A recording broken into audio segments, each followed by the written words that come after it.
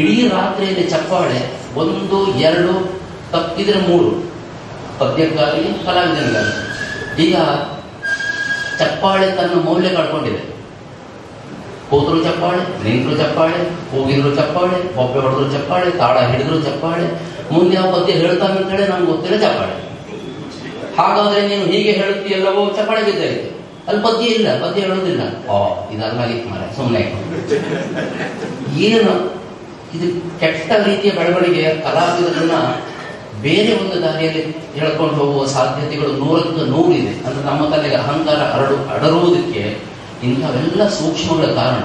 ಆದ್ರಿಂದ ಒಪ್ಪೋರು ಯಾವಾಗಲೂ ಹೇಳ್ತಿದ್ರು, ಶೃಂಗೇರಿ, ಕೊಪ್ಪ, ತೀರ್ಥಹಳ್ಳಿ, ಸಿರ್ಸಿ, ಸಿದ್ದಾಪುರ, ಯಲ್ಲಾಪುರ ಅಥವಾ ಈ ಕಾಸರಗೋಡು ಅಂದ್ರೆ ಮಂಗಳೂರಿಂದ ಆಚೆಗೆ ಬಡಗುತಿಟ್ಟನ ಮೇಳ ಹೋಗುವಾಗ ಮಕ್ಕಳೇ ಜಾಗೃತಿ, ನಾಳೆ ತೆಂಗಳ ಹೊತ್ತು ಮೇಳ, ಹಡಿ ಮಾಡಬೇಡಿ, ನಾಳೆ